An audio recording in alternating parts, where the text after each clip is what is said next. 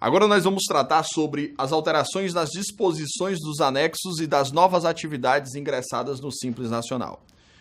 A primeira parte em que eu trato sobre que antes nós tínhamos 6 anexos, agora nós temos 5 anexos. Antes nós tínhamos o anexo 1, 2, 3, 4, 5 e 6 nas disposições que eu apresentei no bloco 1.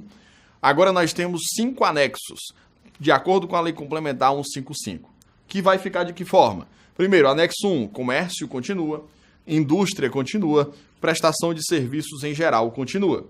Depois, eu tenho o quarto, que também continua, por exemplo, advocatícios, advogados, infelizmente não vai mudar nada. Vocês eram do anexo 4 e ainda vão continuar no anexo 4.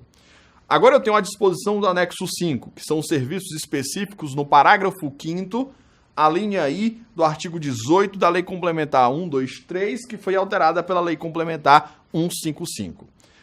A disposição diferente nesse processo é o seguinte, é que eu tenho uma flexibilidade dos serviços que têm tratamento com capital intelectual. E aí, nós temos um cuidado específico com o parágrafo 5º, a linha J do artigo 18, que diz o seguinte: as atividades de prestação de serviço a que se refere o anexo 5, ou seja, serviços de característica intelectual, serão tributadas na forma do anexo 3. Opa! Caso... E aí, você tem já uma distorção. Prioritariamente, eles são do anexo 5. Mas eles poderão ir para o anexo 3 caso a razão entre a folha de salários e a receita bruta da pessoa jurídica seja igual ou superior a 28%. Vamos já tratar essa ideia. Essa razão ela deverá ser feita no ano, de acordo com o ano calendário anterior. Isso não está disposto ao entendimento da maioria dos tributaristas, em que eu tenho que fazer essa razão de um ano para o outro, vou pegar o ano base anterior, para saber qual anexo eu vou tributar no ano seguinte. E aí é uma questão de planejamento tributário. E aí nós temos o seguinte: se essa razão e aplicação prática do parágrafo 5º, a linha J do artigo 18, diz o seguinte, razão entre a folha de pagamento dos 12 meses do ano calendário dividida pela receita bruta dos 12 meses, eu tenho que, se for maior do que 28%, se for maior do que esses 28%, eu poderei tributar as receitas daquela atividade pelo anexo 3. Isso quer dizer o quê, Marcos? Vamos ver a razão. Imagina que eu tenho uma folha de pagamento, e aí inclui folha, encargos, toda a totalidade daqueles eventos relativos à folha de pagamento, que eu tenho uma folha de pagamento significativa em relação à minha receita bruta. Se essa significatividade ultrapassar 28%, você estará contemplado em tributar, por exemplo, sua receita a 6%. Efetivamente. 6%, Marcos? Sim, anexo 3. Agora, se eu tenho a disposição do parágrafo 5º, a linha M do artigo 18, que é o inverso da situação, eu tenho uma folha de pagamento em relação à minha receita bruta menor que 28%, eu sou obrigado a ficar tributando pelo anexo 5. Opa! Então eu preciso de uma questão matemática para ficar acompanhando. E aí vem um planejamento tributário. Será que vale a pena?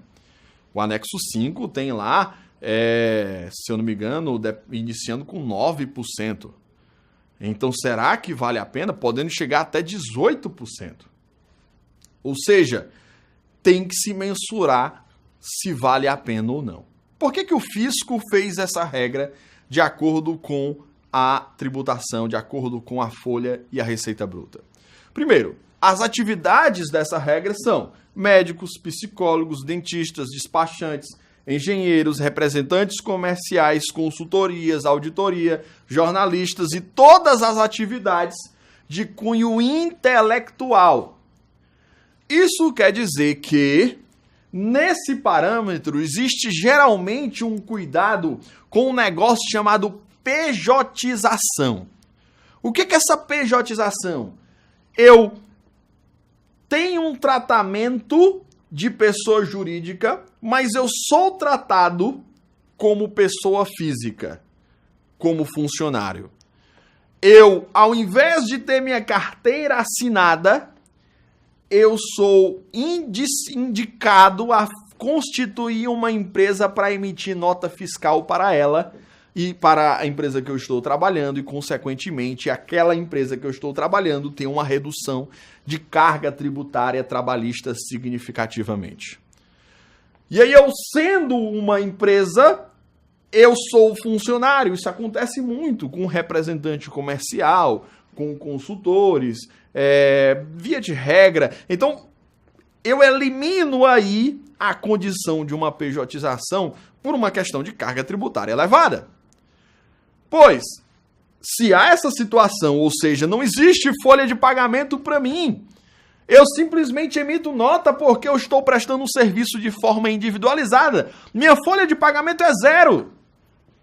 Se minha folha de pagamento é zero, eu tenho uma razão de zero com um número inteiro, o resultado vai ser zero. Logo, é inferior a 28%.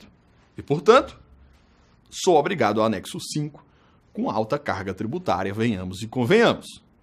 Ou seja, requer um planejamento tributário.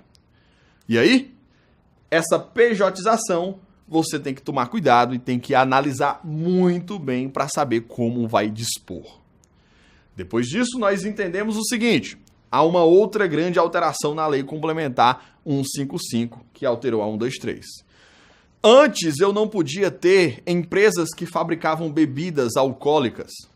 A partir de janeiro de 2018, será possível micro e pequenos produtores de bebidas alcoólicas, cervejarias, vinícolas, licores, destilarias, estas de microprodutores de cervejas artesanais, poderão optar pelo Simples Nacional, desde que tenham inscrição no Ministério da Agricultura, Pecuária e de Abastecimento.